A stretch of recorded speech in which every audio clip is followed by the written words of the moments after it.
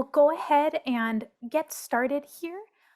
This will be recorded, so if you want to rewatch it or reference it at a point in time later on, that is certainly available to you. But we'll go ahead and get started. So my name is Angela Bowles-Edwards. I am the East Metro Regional Outreach Manager for the Epilepsy Foundation of Minnesota. And before we get to introduce our fabulous speakers tonight, I have a couple of logistical housekeeping notes and a few introductory slides to give you all. So we're going to get that going here in just a second.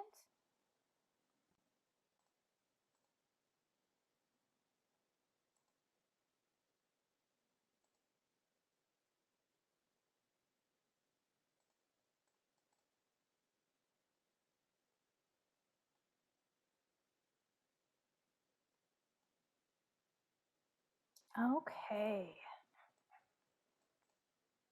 Oh, having a little bit of a tech issue on my side. I'm going to fix that real quick.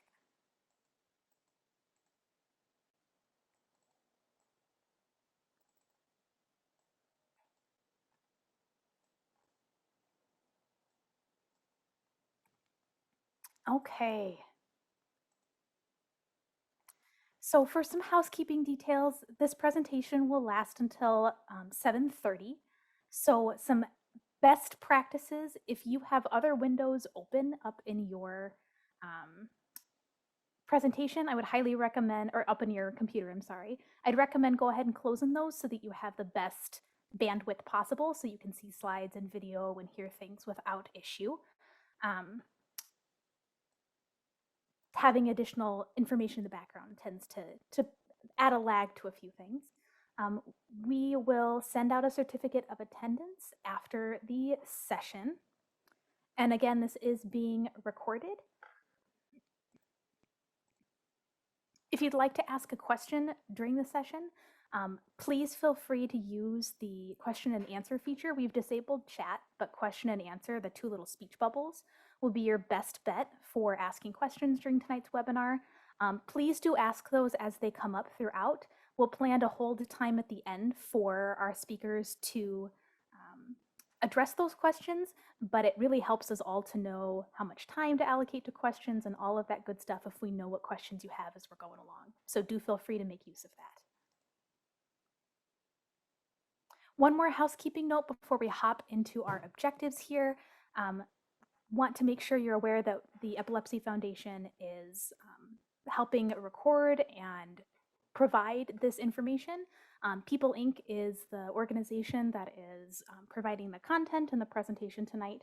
And as always, for individual medication or medical questions, we encourage you to be in communication with your doctor and your medical team for all of those individualized questions.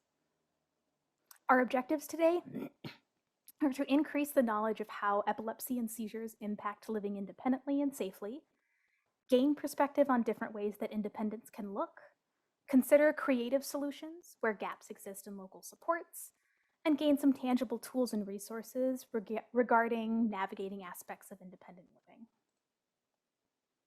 We'll quick go through a couple of prevalence notes here. 1 in 26 people will develop epilepsy in their lifetime, and about 1 in 10 people will have a seizure. So it is possible to have a seizure and not have epilepsy, and it is fairly common to have even just a single seizure in their lifetime, which is why it's so important that everybody know how to respond to a seizure. It's the 4th most common neurological condition after migraine, stroke, and Alzheimer's disease, and it's the leading brain condition in children.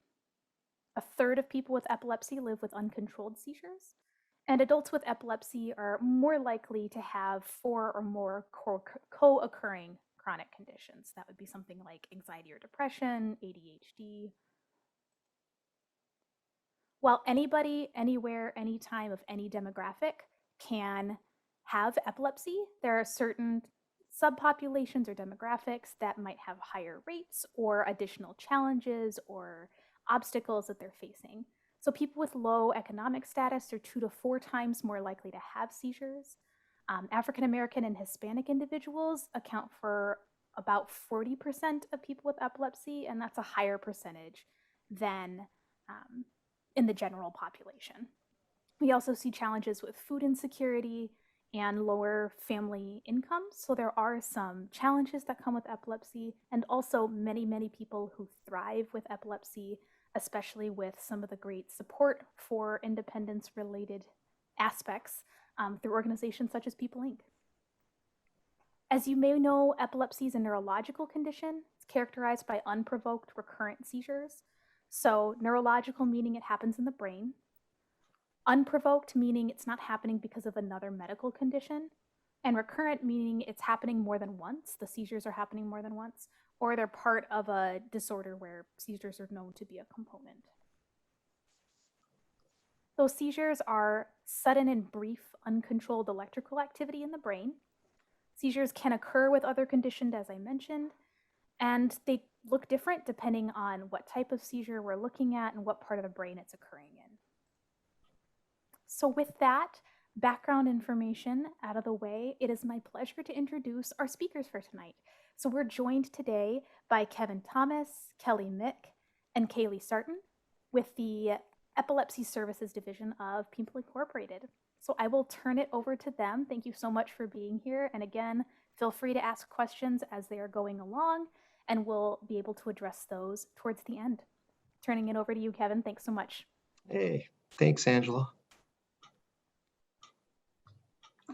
Hi, I'm Kevin. And I'm Kelly. And I'm Kaylee. Yes, we are caseworkers or case managers, excuse me, for Epilepsy Services, People Incorporated. It's a rather large, and I understand that there's folks from all over the state that are a part of this webinar. And so we're located in the Twin Cities, but we do provide services up north, the Iron Range, Duluth, and that area, out west, the Brainerd, St. Cloud area, and then down south, which we're starting to expand to, which is Mankato and Rochester. And we, of course, do work in the Twin Cities, 7-county metro area. So our agency has about 700 employees, about 65 programs, so it's rather large. Our program's really small. It's the 3 of us. It's been around about 25 years. We're grant funded, which is awesome because we're not limited by a lot of rules and regulations. We have a lot of latitude or a lot of flexibility in what we do. So I just want to let you know it's our first time we've done a webinar. So I'm grateful that we have Mary and Angela that are taking care of us here because I wouldn't know what to do without them. But the other thing I want to say is I want to echo that we really want questions. We're here for you. That's the most important thing. So I'm going to do the bulk of the talking. Kaylee and Kelly put this beautiful, sorry, what? PowerPoint thing together, presentation together. My word. Anyways, and so they elected me to do most of the talking. It's kind of in my wheelhouse anyway. Sometimes I talk too much, so hopefully I won't tonight. So you want to go to the next page, please? Great. I'm going to move this part here, excuse me, so I can see what I'm saying. Thank you.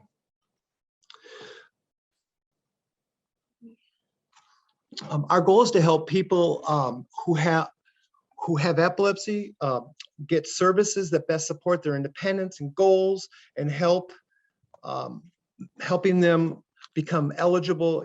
I've got to move this for the screen. Oops. Helping them become eligible for and transition to longer term services. Those are the goals that we set. This is who we are and what we do. Who we serve adults and adolescents 14 plus who have irretractable epilepsy who live in Minnesota. We can drive to meet people both in urban and rural parts of Minnesota because this program is grant funded. We can serve people even if they don't have insurance or disability certification. So we're free, which is, I think, a bonus. the services that we provide, they're person-centered, meaning we meet you where you're at. You get to drive the boat. We just are going to walk beside you, ask you what your goals are, and help you get where you want to go. There really isn't any agenda for us other than to meet you where you're at. Our services are provided at home visits. The amount of time we meet varies from person to person. We can meet every other week. With some folks, some of my clients, I meet twice a week. Sometimes we meet for an hour, sometimes we meet for 4 hours. Sometimes we can take you to appointments or take our clients to appointments. Sometimes it's an all-day thing. Again, we're very flexible. Our grant allows us to basically do just about anything within our mission. Next slide, please. Oh, that's so pretty. How can we help you? Well, before I get into this, I think I'm going to go over some other things, and then we'll get to this slide. One of the things Angela asked us to speak on, or asked me to speak on, was how epilepsy and seizures impact living independently and safely. The first thing, I don't need to tell you if you're struggling with epilepsy or if you're, but you have less mobility. So you have to rely on rides and public transportation, and that can be tricky, especially in the cities when you have to learn bus routes, and there's some areas maybe you don't feel safe in. And we work with folks in rural areas where there isn't bus or there isn't transportation, so you got to get really creative and try to find rides. You have to rely on, I know, on your relatives, on friends. You don't want to ask, you don't want to be in a position, and it, all in all, what it kind of leads to is an isolation. And so epilepsy and seizures can affect that. They can impact work and school. I think of some folks that I've worked with that have gone through 2 or 3 or 4 jobs because their employers or their bosses don't understand epilepsy. And it's a struggle. And when you don't feel understood, it doesn't feel comfortable, and you end up leaving the job. Sometimes your bosses have unrealistic expectations. Sometimes I've had a client that I've worked with where the boss would call an ambulance every time my client had a seizure. And it got to be very expensive because they didn't have insurance, or they were underinsured. And it didn't matter how many times we told or tried to let the employer know that that the ambulance doesn't need to be called, that there's a procedure that we can show you on how to handle, make someone comfortable. And usually seizures don't last that long anyways, and it doesn't have to impact the day's work. So that can be a struggle with school and work. Social isolation, affects independence.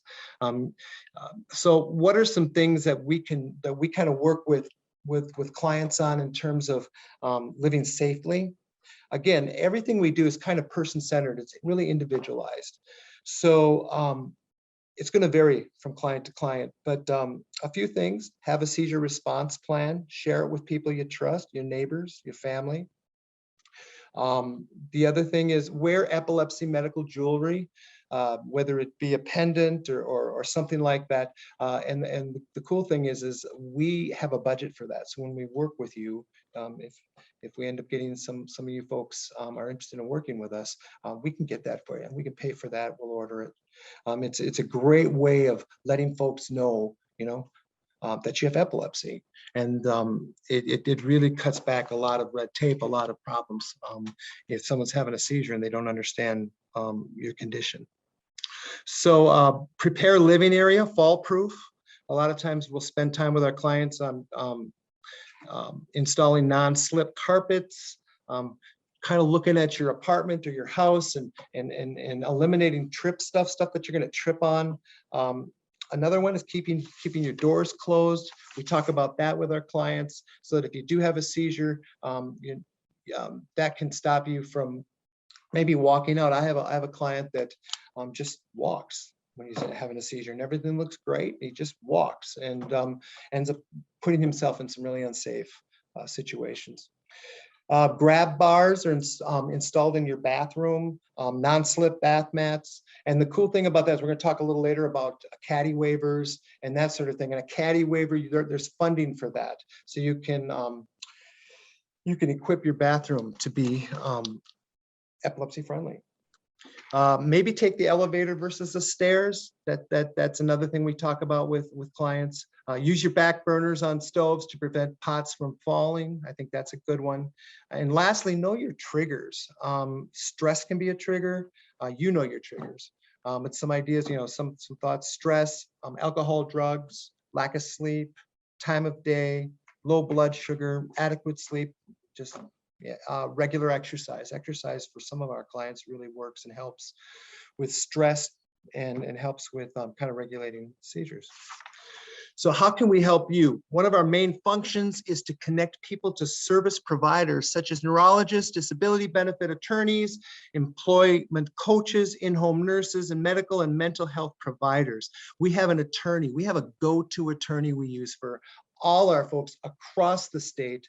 We really like her, and she's really effective. We've gotten a lot of folks on Social Security with her. So we've made these kind of professional connections, and just to kind of make things easier, to create some inroads, get services to the people we work with. Walk people through the process of eligibility of services such as medical assistance, county benefits, and disability certification. There are two kinds of disability certification. We're going to talk about that. There's the state, and then there's the federal, and we can kind of walk beside you and help you get that, help you file for that, and hopefully receive those benefits that you deserve, that you're entitled. Help people develop independent living skills through medication management routines, tracking seizure information, online disability navigation tools, housing search, grocery shopping, meal planning, overall improvement of health and wellness. Next slide, please. Tools and resources. There is one resource that is above all else. We think it's the most helpful resource. It's called Disability Benefits 101, and we'd like to show you the link. I'm pulling that up right now. Give me 1 second. Thank you. Just so you can see, it's mn.db101.org, and we just kind of want to give you a visual so that if you write that down, and if you kind of, now you'll know what it looks like, so you'll know you're there. And this is Information Central. It's got everything you would ever need. It's user friendly. It does get a little complicated. It even gets complicated for us at times, but there's a chat function on there. And thank you, Angela. There's a chat function on there, and there are pros that are working during the day, and you can give them the 411 on your situation, the information on your situation, and they will let you know what you qualify for. They will also give you advice. Phenomenal, phenomenal, phenomenal. And people really don't know about this. And I'm one of the first thing we do when we meet with new clients is we run and we show them this, and we go through this with them. Can we go back to the slide now, please?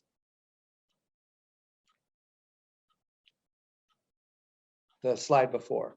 Yeah, there we go. Good. It's a very useful tool with comprehensive information about disability benefits. There's a benefits and work estimator because there's a lot of misinformation, disinformation on working with while you receive disability benefits. And I will say one thing, I can say one thing about that, is that it always makes sense to work. You will not lose your benefits if you work and you're on SSDI. You will not. They may take a few dollars from your disability, but you'll more than make up for it in work, and you will not lose your insurance. And I know that's so important. It's such a fear for people, because I know that there are some medications that can be $800 a month, just that medication. But it always makes sense to work, and it will not interfere. Somehow there was a message out there, and a lot of people are afraid to get jobs because they think they're going to lose their benefits. MAEPD Estimator, a tool on DB101 that estimates what services will cover and how much you will have when you're working. So can I get the next slide, please? Oh, the next one. Yep. Cash benefits programs that help people pay for basic needs. There's Social Security disability insurance, and then there's Social Security. We'll talk a little bit about the difference. There's energy assistance, there's Minnesota State Assistance, MSA, there's housing benefits, there's supplemental nutrition assistance program, which we call SNAP, that's food support, and then there's general assistance. Next slide, please. The difference between Social Security disability insurance and SSI. First of all, SSDI is for people who were employed in the past, and monthly SSDI payments are based on your work history. Beneficiaries begin getting Medicare 2 years after SSDI starts. So this is where you've had a history of working, you've paid in your taxes, or if you've paid into the fund, and you get that when you've gotten either the federal or the state designation of disability. The Social Security income, the SSI, is for people who have low income, and monthly SSI payments are based on income and living situations. So folks that maybe haven't worked, and folks that are very low income. Beneficiaries get medical assistance, MA, once they're approved. Next slide, please. The state medical review team, we call it SMRT. And whenever we say SMRT with our clients, we get this kind of weird look from them, but it's the state medical review team. This is the state designation that you can get for disability. So let's go over that real quickly. Another way to qualify for MA is to send in an application to the state medical review team, SMRT. The team will review your information to determine disability status using the same criteria that the federal program uses, which is the Social Security Administration.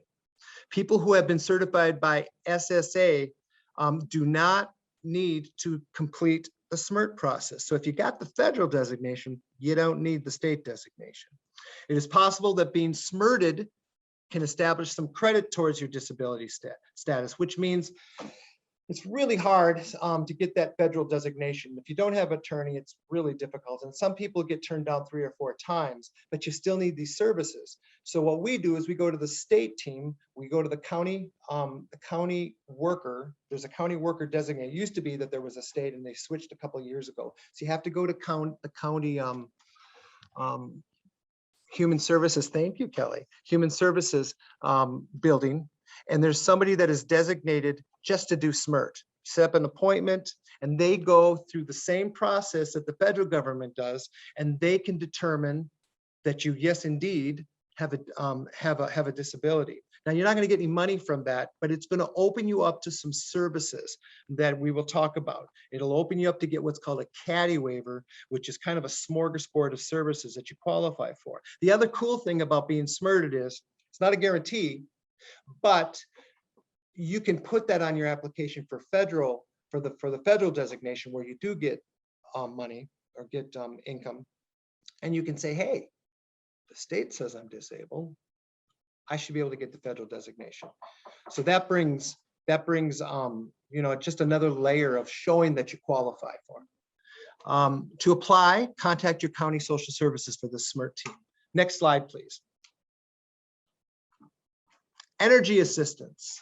This program helps people with low income pay for their heating costs. Typically, the program is most beneficial for people with large households and families. The program can help with emergency repairs and provide education on how to heat your home more efficiently. The amount of assistance your family receives depends on your income, family size, heating costs, and the type of heating fuel used. Eligibility depends on income and family size. To apply or find more information, you can call 1-800-657-3710. Next slide, please. Minnesota supplemental aid. Now, this is an interesting thing. Typically, disability is the same for I believe it is, and correct me if I'm wrong, Kelly or Kaylee, but when you qualify for the federal income, when you get the federal status and you get your SSDI, typically it's the same no matter what state you live in, but the cost of living in different states is different. And in Minnesota, it costs more to live here. So Minnesota's generous. and they give you an extra amount of money on top of what you would make for your SSDI.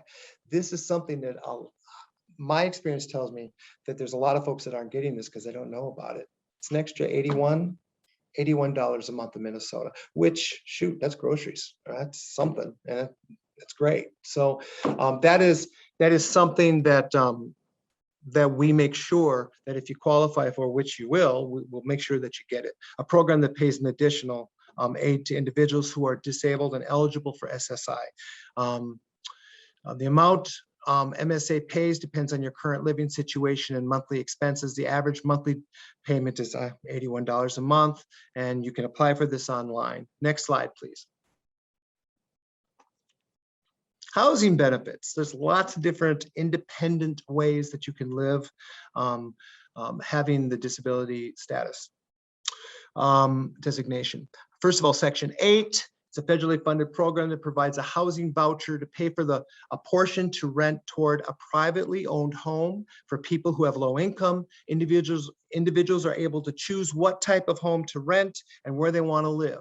An individual typically pays 30% of their monthly income towards rent, and the government pays the remainder to the homeowner. To apply, contact the public housing agency in your area. The second kind is called housing support. Helps pay for housing services for people with disabilities and low income assets. There are different housing support settings to choose from depending on your needs. Group setting includes adult foster care, board and lodge, assisted living, and in this setting, typically 3 meals are provided per day. Community-based setting includes apartment living. Food support can be provided depending on your needs. This all gets kind of complicated. We would sit down, we would take a look at your unique situation and figure out what kind of housing works best for you. To apply, contact your local county or tribal social service office. Next slide, please. Supplemental Nutrition Assistance Program. Let's take a break right now for just a second and say we want questions. I'm throwing a lot at you, and if you have questions, we'd love to answer them because that's really what we're here for. So let's get back to the slide. Supplemental Nutrition Assistance Program, SNAP. This is a program that helps people pay for food. The program issues individuals an EBT card that works like a debit card. Each month, the state puts money onto the EBT card. Eligibility depends on your household's income. However, if everyone in your household receives SSI, GA, or MSA, you automatically qualify for SNAP. The monthly net income limit is higher for people without disabilities. And that's kind of the limits there. We would again go over that with you. We would go to DB 101 and they would let us know what you qualify for as well. So we're going to cover bases in a lot of different directions. Next slide, please. General assistance. This program helps people who do not have children pay for necessities such as rent and clothing. GA is set up to be a temporary assistance. Typically, people get who get GA receive benefits for up to 12 months. When applying for GA, you must also apply for SSDI or SSI. You'll receive GA until SSDI or SSI benefits begin. Well, that 12-month deal, that my experience tells me that I've worked with a lot of folks that have been on it for a lot longer than 12 months. But I think that's just kind of what they say. You know, you can continue to get it. You have to go through a review process to continue to get it. The payment amount depends on your amount of income. Typically it's $207 a month, but then you also get food support. So it's woefully inadequate, but it's something. And we would definitely want to get you on GA before, if you're not on anything, and then we would work really hard to get you the disability benefits or get you signed up for SSDI. Next slide, please. Health coverage. Next slide, please. Federal and state health coverage options overview. There's medical assistance. So this gets a little complicated too, but we're just going to give you an overview. Medical assistance is a public program that helps some people with their medical expenses. There's three types: income, disability, and MAEPD, which is medical assistance for employed persons who are disabled. And then there's an MA waiver program, which is called a CADI. Minnesota Care. Minnesota Care is a public program that helps pay medical expenses for people with low to middle income. And then there's Medicare, public health coverage for those with disabilities and seniors. Next slide, please. Medical assistance income-based.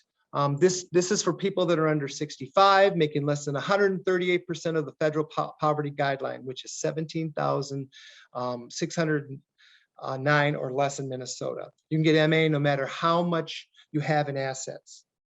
MA will help you pay for your visits to the doctor, hospital stays, prescription drugs, medical equipment, and other medical services. Must be a US citizen and not eligible for Medicare. So that's one of the criteria. No monthly premium aside from small deductibles and or co-pays, usually ranging $1 to $3. You apply through this through the MNsure website or at your local county human services office. Next slide, please. Medical assistant disability based for people who have been determined disabled either by the federal designation or SMRT, which is the state medical review team. We talked about that. Disability based MA covers some extra services through MA waiver programs, which is the CADI, that we're going to talk a little bit about in a little bit. Disability based MA doesn't count all your earned income, so it may be an option if your income is too high for income based MA. You can get it and Medicare at the same time if you qualify. Assets must be below $3,000 per person to qualify. It doesn't include your home that you live in or one car. So those are exceptions. Countable monthly income must be at or below 100% of the poverty guideline. So it's $1,064 for an individual. No monthly premium aside from small deductibles and co-pays, $1 to $3. Yeah. Okay. And then you can apply for that again at the county, at your county building. And we would walk with you and actually go to the appointment with you, and we'd advocate for you and give you as much help as you desire. Next slide, please. The medical assistance for employed persons with disabilities. This is a great program. It's complicated, but it's awesome. And again, what it does is it dispels that myth that, hey, I can't work because I don't want to lose my benefits. So this one is wonderful because it allows you to work, make money, and continue to get that precious insurance that you need, medical assistance. You must be certified disabled either by the state, which is SMRT, or the federal government. Must also be working, paying Medicare and Social Security taxes and earning at least $65 per month. So you qualify for this if you work part-time. You just have to make 60, sounds kind of incredible, doesn't it? $65 a month. MAEPD's $20,000 asset limit is much higher than disability-based MA's $3,000 limit. So if you're working, they kind of give you more benefits. They make it better for you, actually. There's no earned income limit, so you can stay on your insurance and make, there's no top, make as much money as you make. You could make hypothetically $100,000 a year and you'd still keep your insurance.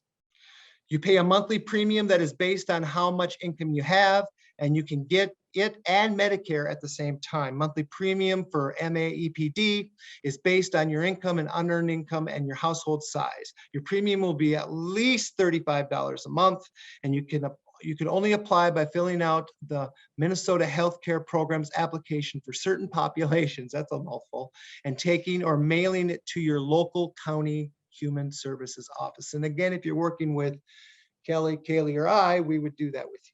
Next slide, please. The community access for disability inclusion. This is the CADI waiver. I'm sorry, there was a window in front and I had a hard time reading. Waiver serves people with disabilities who need the level of care normally provided in a nursing facility. It provides PCA. No, that's confusing. This was designed for folks that if they don't get assistance, they would have to be living in a nursing facility. But what Minnesota and the federal government wants is people to be as independent as possible. So what they're going to do is they're going to give you what's called wraparound services. They're going to give you services so that you can live independently. You get a caddy waiver. To get a caddy waiver, you have to be either SMRTed or have the federal designation. So if you're SMRTed and you're not getting that monthly income, you can still get the caddy waiver. And that's another confusing thing. So we would work really hard, and every county has their own kind of process to get the caddy waiver. In the cities, it's a little longer wait, but if you're out state, you normally can get it really quickly.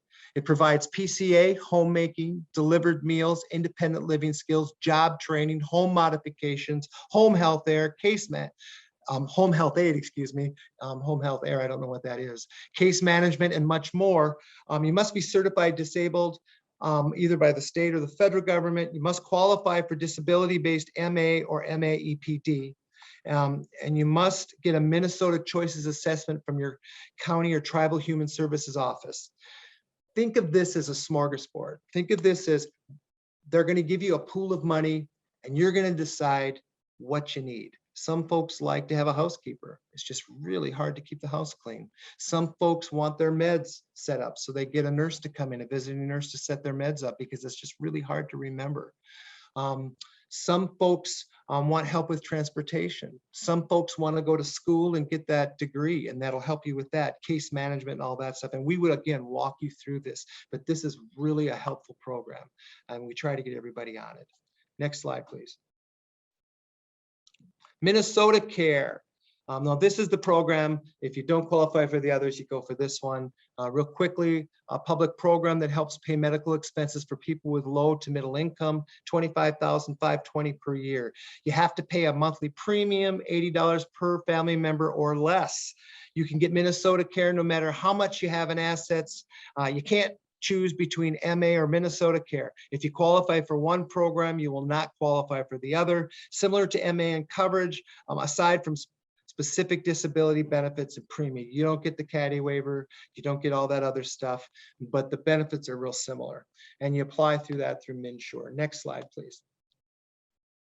Transportation, there's lots of options, and I know outstate there isn't. I work in Grand Rapids on the Iron Range in Duluth, and a lot of this isn't available. In the cities it is, but there's Metro Mobility, a shared ride public transportation service for certified riders who are unable to use regular fixed route buses due to disability or health condition throughout the metro area. There's care cabs that'll get you to medical appointments.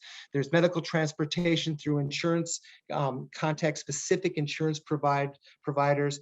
You have to contact your human service office or go to DB 101 to find out what the other options are. Again, we would walk beside you and help you through that process. Next slide, please. Are there any questions? I'm tired of hearing my voice.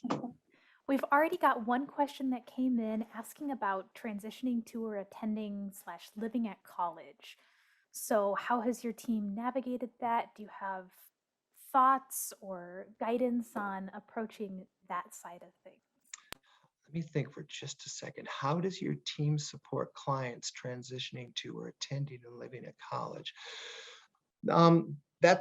That's a good question. Again, the way that I would answer it would be that we would sit down and talk with the client and ask what their goals are, where they're going to be going. We get to know them. We're client-centered. And then we would just start sitting down and talking about what needs to happen. We'd make a plan. The student office. Pardon? The student's office. Yeah, we would probably set up an appointment with the student office at the college, and we would create these supports. I think the word might be scaffolding. We try to create the scaffolding around to support. And then we would meet regularly with the student at the college or wherever they would want to meet, at a coffee house in town, and support, advocate on their behalf, and just go through their adventure with them. That sounds so trite, but that's kind of what we do. We just kind of walk beside and we figure things out as we go. Fortunately, the three of us, there's not a lot we haven't seen. And if we don't have an answer, we know where to go to get the answer. Do you have anything else, either of you? DB 101, I believe, has a whole section too for students or people attending school, and that can be really helpful. You can use the chat feature and read up on that link that we sent initially. Yeah. So that would be, any other questions? I threw a lot at you. Would I have a love to. follow-up question to Sure. the question that was asked about college. So for people who aren't able to get connected with you all, either due to they don't meet the qualifications or unable to get connected to you, is there advice that you would give for them navigating it kind of independently themselves or with their family? Would that be the getting connected to the student disability services? Is that the main kind of hack that's helpful? That's the big hack, Angela. I think also, if we learned anything through the pandemic, we can Zoom. If we can't be there physically, we'll find a way to talk. That doesn't mean we can't provide services. It just means that right now we're limited to, at this time, and we're hoping to even build further out. But right now we do kind of the South, which is Mankato and Rochester. We do out west, which is St. Cloud, Brainerd area, and then up north, the Range and Duluth. Fabulous. Thanks so much. It looks like we've got another question coming here about service dogs. So as a way towards independence and also as the challenging support to get, do you have any experience with navigating that process with folks as an independence tool? Have you had any clients with service dog? I do not. I had one. She had already had the dog when I started meeting, and it was invaluable. Oh, my goodness. They had a bond, and it really cut down on the whole feeling of isolation. So all about dogs, about service dogs. I wouldn't know how, I don't know the process right now on how to get that going, but I promise you, I would know in a day. I would figure it out, or I would call. But I think that's an excellent way of providing support. Thanks so much. Please do keep putting your questions in that. I've got a couple of additional questions myself that I'll just keep asking, but we want your questions. That's why we're all here. So one of my additional questions is, it can be challenging as someone is trying to set those independence goals to think about making them both realistic and meaningful to them.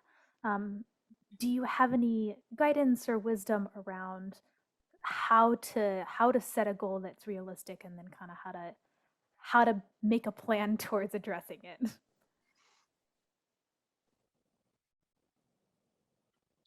Just throwing you a real easy question, right? That's a great question. Just a real simple one for you. That's very, very thoughtful. I'm just I think ultimately just talking with the client and getting to know them, figuring out what some of their bigger goals are, and then breaking those down into the small pieces of goals that you can measure, goals that you can see weekly progress or monthly progress with. Is kind of how we typically operate.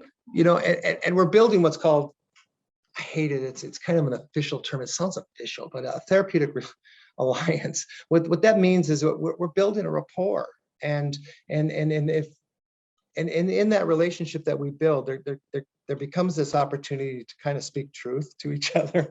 And there'll be times I'll go, are you sure you want to try that? Because that seems like it's really big.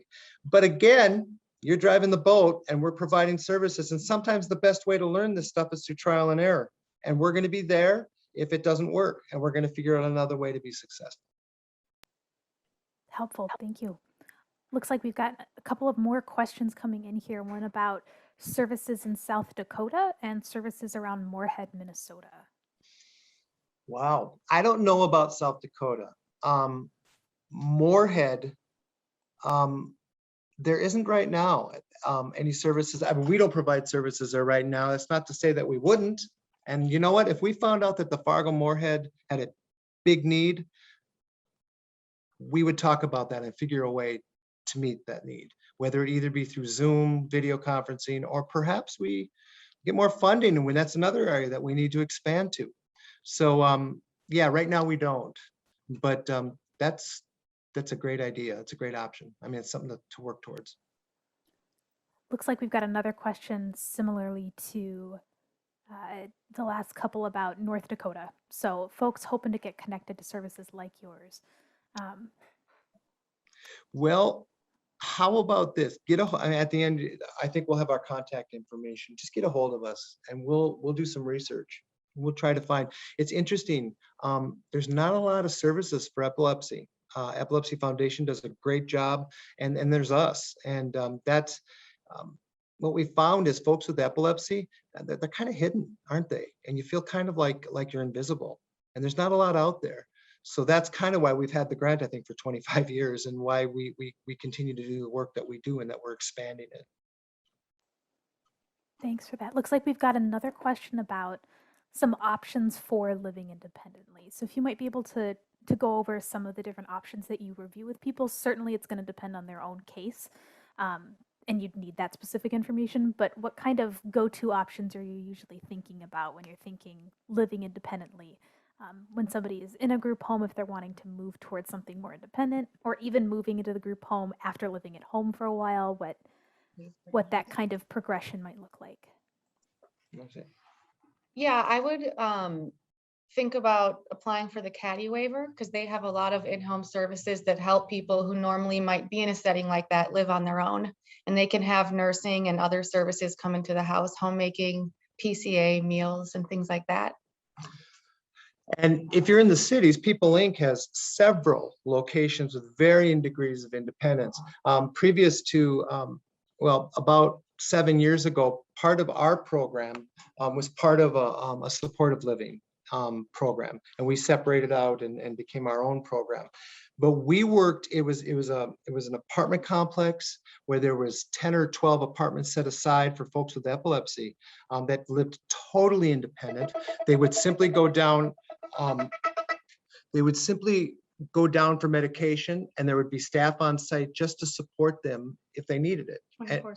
24/7. There were always staff on, but they were just there for support. So it was as if you lived in your own apartment. You just had that backup. So that was a good program. I mean, there's varying degrees or levels to that independence. So I think, again, we have to be clients focused and talk with the person on their specific situation, and then we would kind of point them in the direction as to where they should go. Yeah, and to add to that, we've seen the range of individuals that are living in a nursing facility, or living in a group home, or living in like a shared apartment space with staff that are there part of the time, or living in their own apartment with staff that are right downstairs, or living independently and staff come every once in a while and check in. So there's kind of that whole range of options of what independence might look like for that given person. And it sounds like Kevin and his team are good about thinking through what those options might be and what might work best for folks.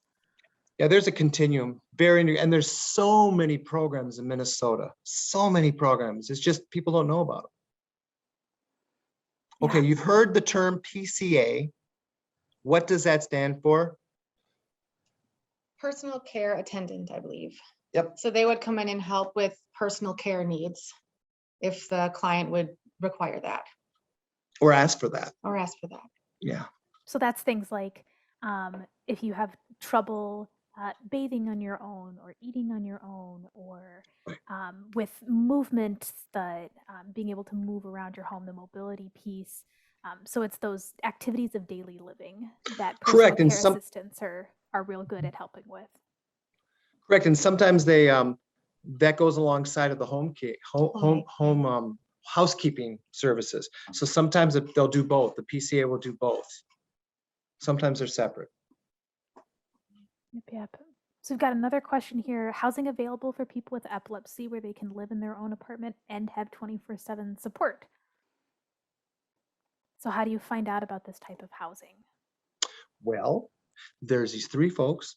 One's name's Kaylee, one name's Kevin, and one's name's Kelly. And you get a hold of us and we talk about that, and we and we ask what your situation is, and we point you in the right direction.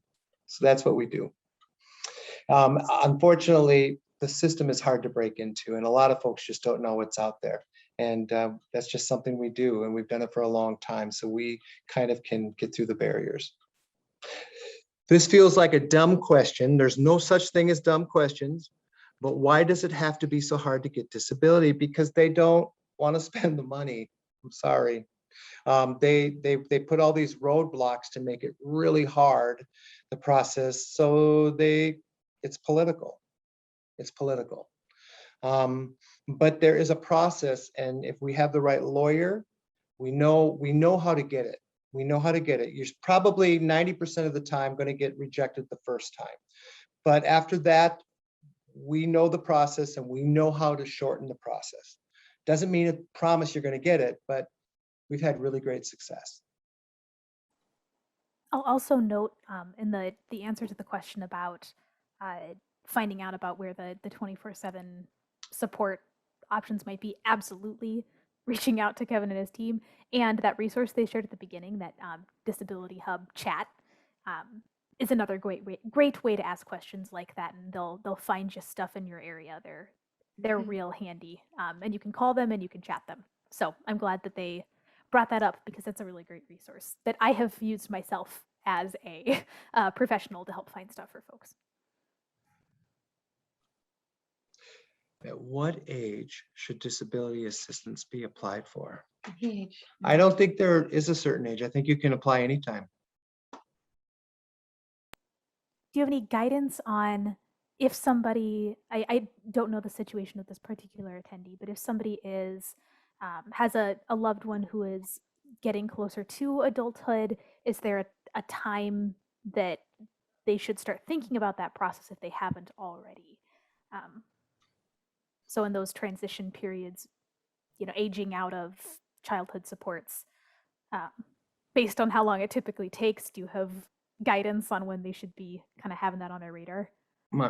Well, if it were, yeah, I would guess around 17 probably, because typically 18 is the adult. And if you can get on the front end of all the paperwork and get it all ready, meet with the attorney, consult with that disability attorney, probably, I would say probably around 17. And that would depend on their housing situation, if they plan on living independently or not, and their work situation and all of those things as well.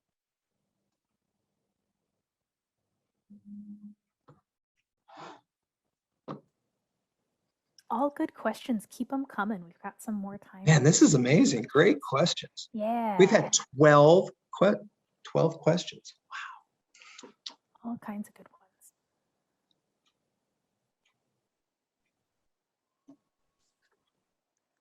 I'm curious how you've navigated, for any family members that we have joining, I know it's a really common challenge to navigate being a supportive family member and helping guide someone towards independence and kind of balancing how involved to be. Is there any aspect of the interactions with family members that you think might be helpful for people to hear in terms of supporting independence and also still caring for your loved one and all of those in betweens? Because it's Yeah. It's real challenging for everybody. It is challenging. I have a 25-year-old, and I remember when he was going independent, and I had a lot of ideas and what I thought would be best for him, and I didn't want to see him hurt and all of that stuff. But I think that the most effective way is listening and asking what they want to do and supporting them in that. And always asking, do you want some feedback? But letting them set the agenda. Letting them set the agenda is really, really important. There has to be buy-in. They feel like they're being told what they have to do, or they feel like they're being pressured. Obviously, they're gonna give some resistance. We want the least amount of resistance. Teenagers and young adults just need to kind of walk on their own, and then we, just as concerned adults, people that love them, need to walk beside them and just be there, and continue to be asking open-ended questions, and continue to be putting the ball in their court and saying, how can we help you? Thanks for that. Got another question about meeting face-to-face with people in the Rochester area. Sure. Did you say you'll be able to meet? Yes, absolutely. Yep, we are looking for clients right now in that strip between Rochester all the way to Mankato. We can go out to Worthington. I mean, again, we're not limited. Both Kaylee and Kelly and I will be picking up those clients. Are there any clients that there's the definition of needing to have the severe intractable case? Have you had clients come to you that you have to direct elsewhere if they don't meet criteria, or are you able to kind of meet people where they're at? I guess I'm wondering, I don't know the diagnoses of all the folks that are on the call here.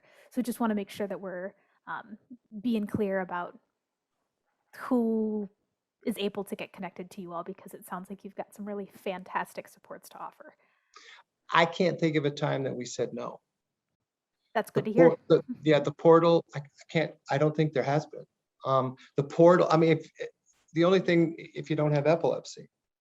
Yeah, you know, yep. That's the portal, and we don't dig deep. You know, I mean, it's like we don't have criteria. So there isn't this lengthy admission policy. We just call us up. We'll work with you. Fantastic. And like you had mentioned in your introduction, we work with a lot of folks with co-occurring things like depression and anxiety and all of that stuff as well. And oftentimes we work more on that than we do with the epilepsy. You know, they're so interconnected. Absolutely. I see. One of the greatest things that happened to me with my son was when he said, "Mom, I'm ready," was one of the comments we had come in here. Yep. And I would guess that you played a huge role in that by allowing him to have the space to come to that conclusion. That's wonderful.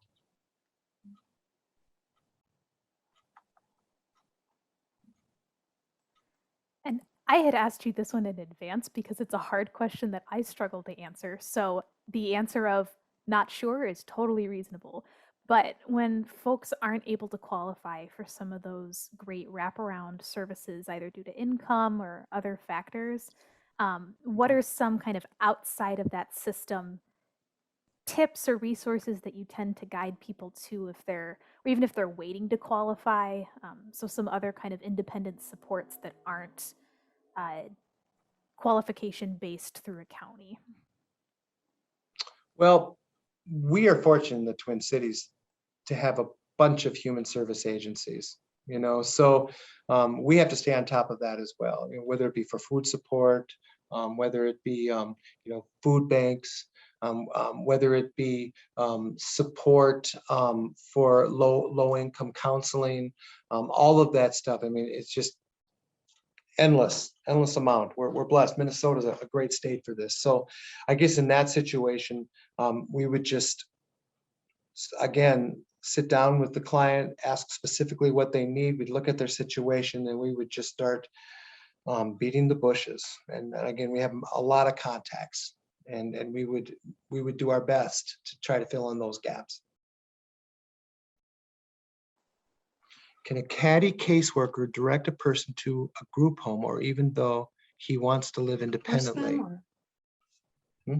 Force them? I don't. Is that? Can he?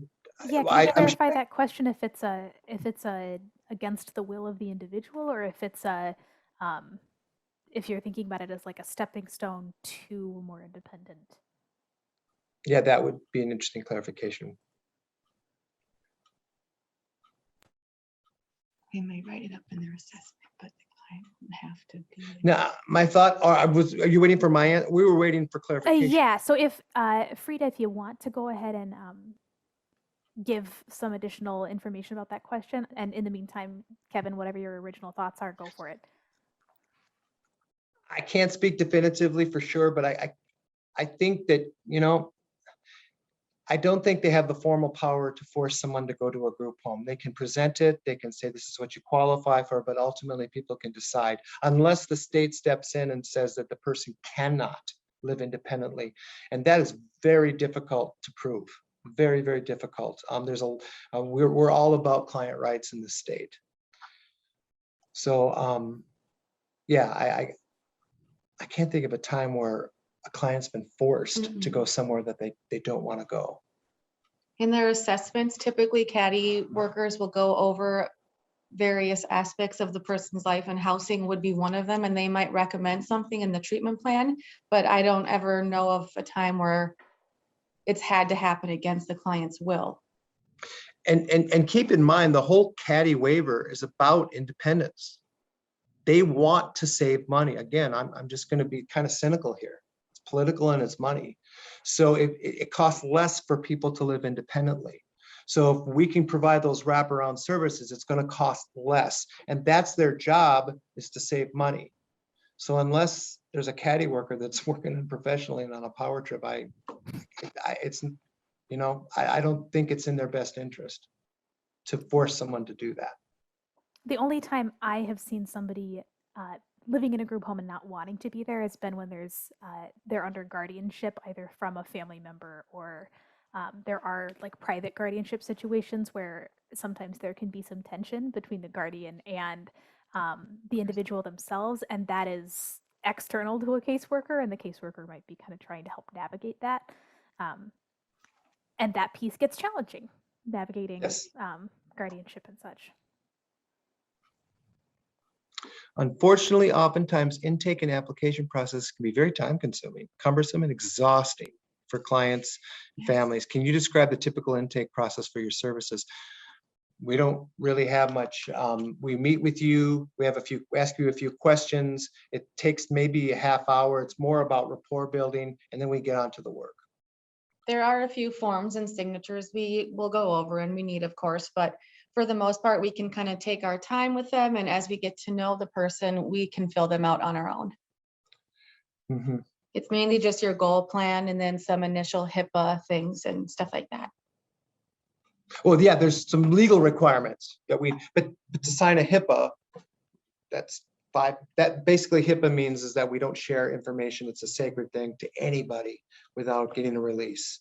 And so that's about a 5-minute process. So there are some forms we have to fill out, but there's not a lengthy application process. Again, we're grant funded and we're not kind of steeped in bureaucracy. That's one of the things I love about this job. Okay, living outside of Moorhead, would you still be able to help or discuss options that we may have? Are you the the only people who work in epilepsy? Yeah, we're the only 3. We like to call ourselves K cubed because, you know, Kaylee, Kelly, and Kevin. But anyways, yeah, we're the only 3, and yes, we could work with you. We could talk to you on the phone, or we could do a Zoom session. We could do some work on our own to find out what's there in your area, and hopefully that's the next area. It sounds like Moorhead, Fargo. I mean, maybe we could in the future expand, but for now, absolutely give us a call. We'll do what we can. We're not restricted to and where we can go or who we can talk to. Angela, there was a slide after the question slide that said yes about referrals. Just, yeah. Oops. We'll get to that, and keep coming in with the questions. We've still got a little more time for that, but I will click to the referrals so we don't forget to address that. Okay, go for it. Okay, accepting referrals. Contact Program Supervisor Byron Broughton. And his name doesn't start with a K, but you still have to call him. And the number's there, the email's there, and we thank you for joining us. Hopefully it was helpful. And yeah, thanks. Thanks, Angela. Thank you. Mary, Yeah. thank you so much for the support. You made it easy. We've got a couple of additional slides here to wrap up, but if you've got more questions, we've still got about 10 minutes, so go ahead and enter them in addition to knowing that you can reach out to folks, to K Cubed or to the Epilepsy Foundation to help you get connected. So our last couple of slides here, just a wrap up on our organization, the Epilepsy Foundation of Minnesota. Our mission is to lead the fight to overcome the challenges of living with epilepsy and to accelerate therapies to stop seizures, find cures, and save lives. And we're so grateful to be able to do that work along with so many collaborators around the state, including People Inc. services. We also have some supportive services through our organization to do free one-to-one support through information services to kind of point you in the direction of what might be helpful for your situation. That can be a one-time request, that can be helping a family member or a friend understand epilepsy a little more, we provide education as well, and can send materials and can connect to programs like People Link Services as well. So please do feel free to reach out to us. And if you want some more information on where our statistics came from, everybody got a copy of these slides as well. So do feel free to connect there. I want to make you aware that these wellness webinars are happening each month. So the next one is July the 28th. It's going to be same time frame, 6:15 to 7:30, and we're going to be focused on navigating social relationships.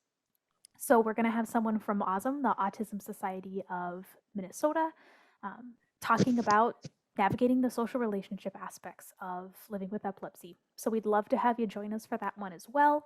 You can head to our website to register and to check out recordings of any of the past Wednesday Wellness Wednesday webinars, W cubed, in addition to our K cubed happening here. Angela, this is Mary. I'm going to jump in here, and we Yes. actually needed to change the date of that webinar. Thank you for catching that. Yes, it is July 21st instead of July 28th. So I will send that out in our follow-up information. July the 21st will be when our next Wellness Wednesday webinar is. So stay tuned for an email from me with that updated information. Thank you, Mary, for catching that. So we'll hope to see you on the 21st as well. And if you're not able to join that day, again, we can help get you the recording. Any final thoughts or questions from our fabulous attendees, or any additional information you all want to share? Well, I just wanted to make a comment that we work really closely with the Epilepsy Foundation. Angela and her peers, are you called managers or whatever? Regional outreach managers. Thank you. The regional outreach managers probably provide 70% of our referrals, 60. I work with Lisa up in Duluth, and she has more folks than I can even handle sometimes. It's great. So I really enjoy our relationship. And yeah, if you need to get a hold of us through Angela, please do that as well. We work very closely and appreciate so much what they do, what you guys do. Thank you, thank you. Yeah, there's that no wrong door approach that, you know, either of us can help you get where you're looking to go in terms of finding some supports. Well, with that, we can go ahead and wrap up. Thank you so much to our People Inc. Services, Epilepsy Services speakers, Kevin and Kelly and Kaylee. So great to have you all here sharing your expertise and your knowledge. Please do feel free to reach out to them and to us if you have questions for anybody watching. And we will go ahead and wrap up then. Thanks so much, everybody. Have a fantastic rest of your night. Take care. Thank you. Thank you.